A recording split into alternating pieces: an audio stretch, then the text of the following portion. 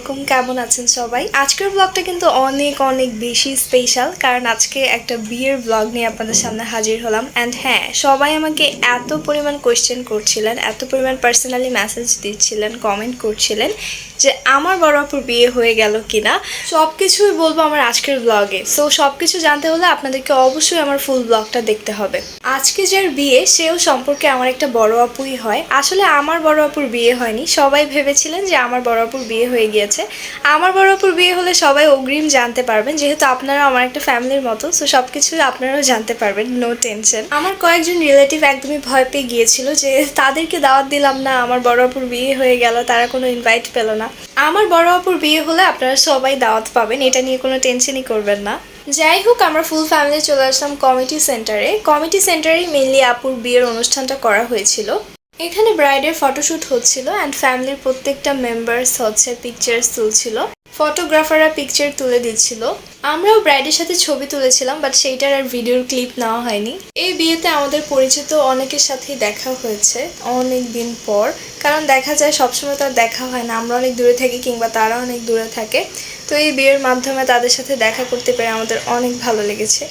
এইখানে personally ব্রাইডের photoshoot করা হচ্ছিল। এখনো ছেলেপক্ষ আসেনি, ছেলেপক্ষ আসলে আবার ছেলেপক্ষের সাথে একসাথে আবার ফটোশ্যুট করা হবে। অ্যান্ড স্টেজ ছাড়াও এর পাশেই খুব সুন্দর ডেকোরেশন করা হয়েছে। এখানে যে যার যার মতো পার্সোনালভাবে ছবি তুলছিল। বিয়ের দিন সবাইকে অনেক বেশি সুন্দর লাগছিল, সবাই খুব সুন্দর করে সেজে গুজে এসেছে, মাশাআল্লাহ সবাইকে দেখতে অনেক ভালো লাগছিল। আর স্পেশালি ব্রাইডের কথা কি বলবো, ব্রাইডকে তো একদমই অন্যরকম লাগছিল, মাশাআল্লাহ অনেক বেশি সুন্দর লাগছিল। এই অনুষ্ঠানের আগের দিন আপুর বিয়েটা পড়িয়ে ফেলা হয়েছিল, এর পর দিন এই অনুষ্ঠান করা হয়েছিল সবাইকে দাওয়াত দিয়ে। যেহেতু অনেকদিন পর সবার সাথে দেখা হয়েছে, তাই সবার সাথে বসে বসে আমরা কথা বলছিলাম আর ফাঁকে ফাঁকে একটু একটু করে ভিডিওর ক্লিপ নিচ্ছিলাম। আর সবচেয়ে ইন্টারেস্টিং পার্ট বিয়েতে বিয়ের গেট ধরা। সো এটা একটু পরেই আপনারা দেখতে পারবেন। এটা আমার কাছে খুবই ভালো লাগে যে বিয়েতে গেট ধরে যে ছেলেপক্ষ আসলে, এটা অনেক মজার একটা বিষয়। একটু পরেই ছেলেপক্ষ চলে আসবে, এরপরেই বিয়ের গেট ধরা হবে, সেটাও আপনাদের সাথে শেয়ার করব। তো আপনারা ফুল ব্লগটা দেখতে থাকুন।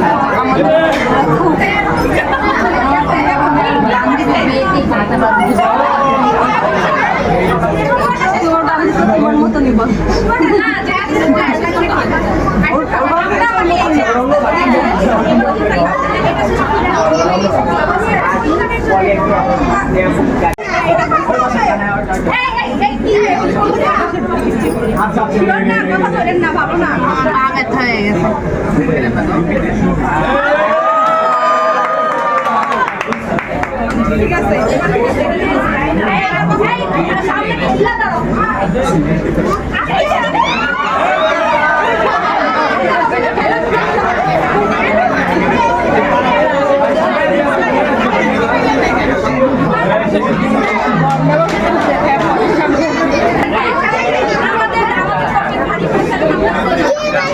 যাইতে পারবো আজকে দুই পাশে সিঁড়ি দিয়ে আমরা নেমে যাই।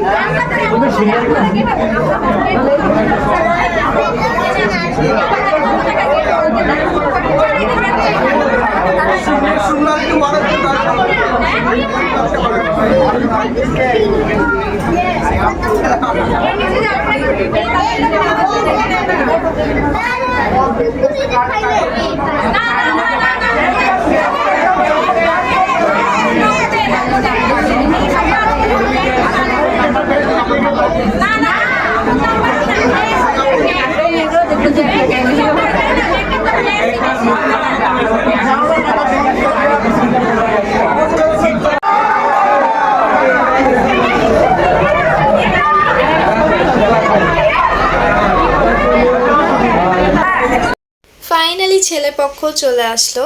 এখন আপু আর ভাইয়ার একসাথে ফটোশ্যুট করা হবে।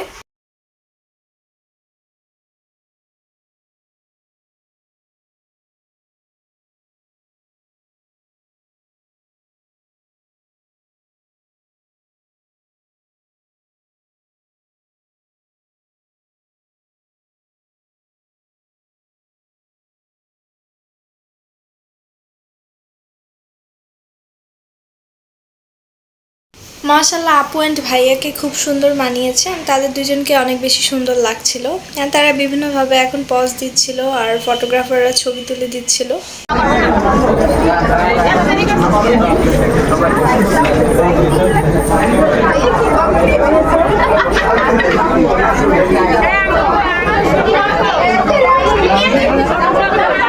আসছে তো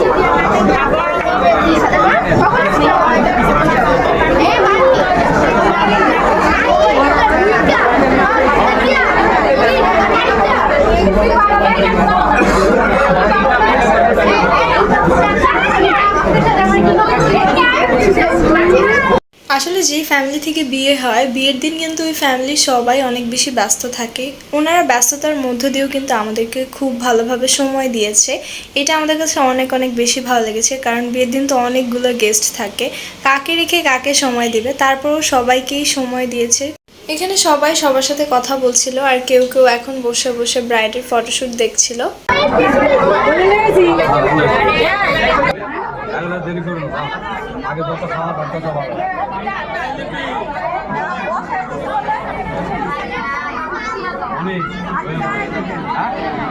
এখন হচ্ছে আমরা সবাই খাওয়া দাওয়া করব। সো আমরা টেবিলে বসে গিয়েছি আর এখানে সবকিছু সার্ভ করে দেওয়া হচ্ছিল।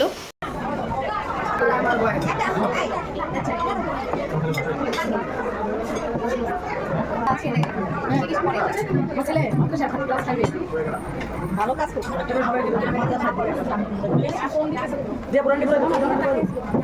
ভাবি এরকম দেব মনে রাখেন এইদিকে একটা বসে এই খারো অনেক হয়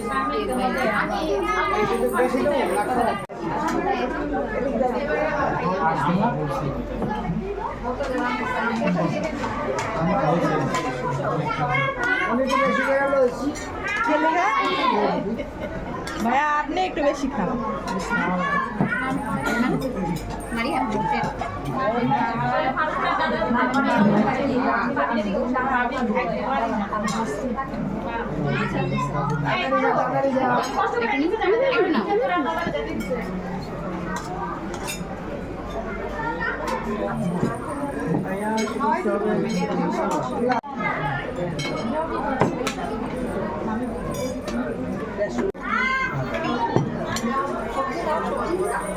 কারণে আমাকে একটা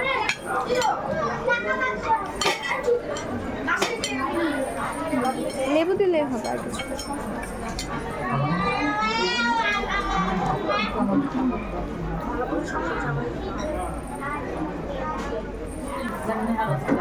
সবগুলো খাবারই বেশ মজা লেগেছে। স্পেশালি আমার কাছে রোস্টটা বেশি ভালো লেগেছে। বাট আমি বিয়ে বাড়িতে কিংবা কোনো দাওয়াতে গেলে কখনোই সম্পূর্ণ খাবারটা শেষ করতে পারি না। আই ডোন্ট নো কেন আমার সাথে এমন হয়, আমি কেন খেতে পারি না।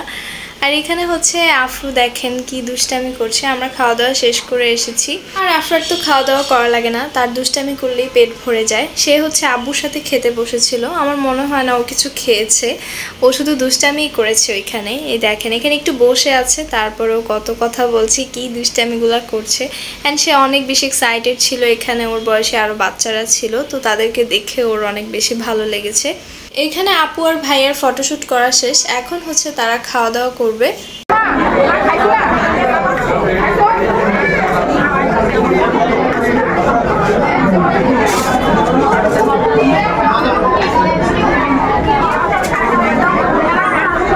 এখানে আমি আফরুকে ডাকলাম, দেখে বললাম আসো তোমাদের একটা ছবি তুলে দিই। অ্যান্ড সে আসলো, এসে দেখেন গাইস কি দুষ্টামিগুলো করতেছে। এইভাবে কি বলেন ছবি তোলা যায়?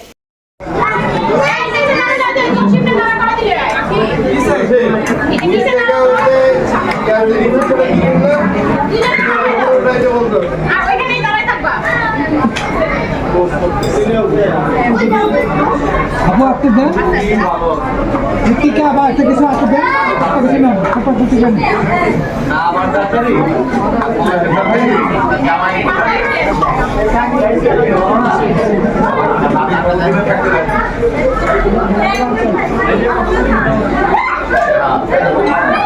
তোমরা খাওয়া দিবা হ্যাঁ হ্যাঁ হ্যাঁ দিয়ে না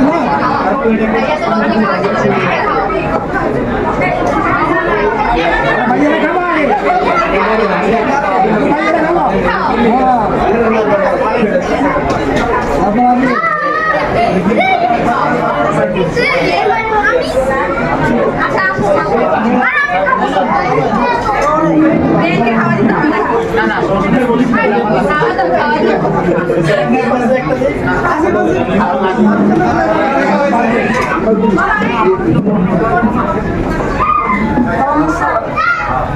লাগলে ওই টেবিলে দিবা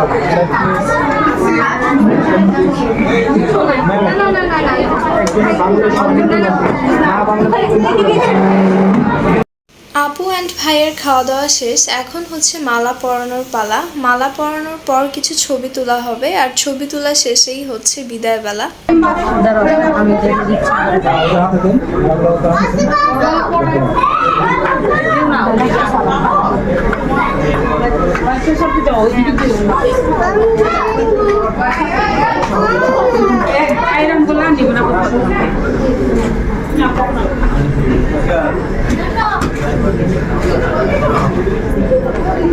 হাতে দেন ধরুন আপু আপু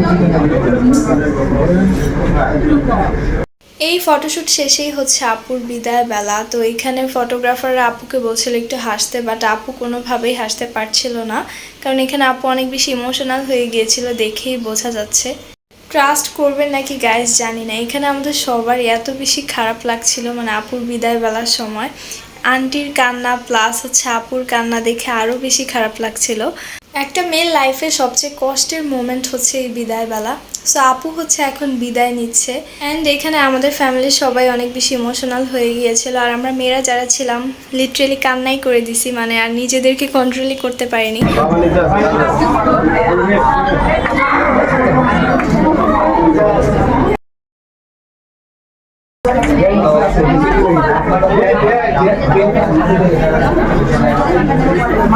কত ভাই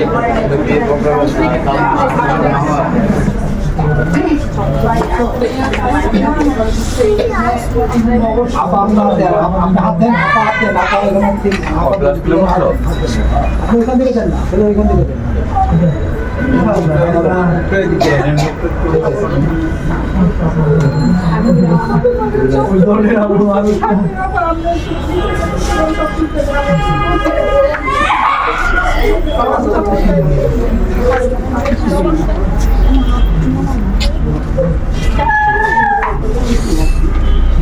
রাস্তা আসে আল্লাহর ভরসা।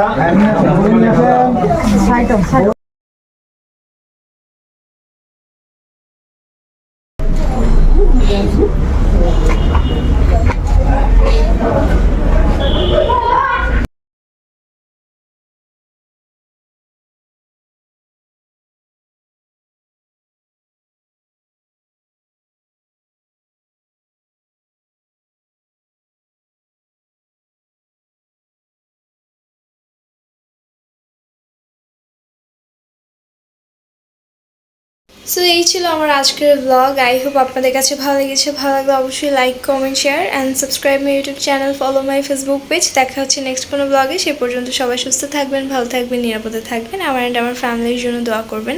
Thanks for watching this video. Allah Hafiz.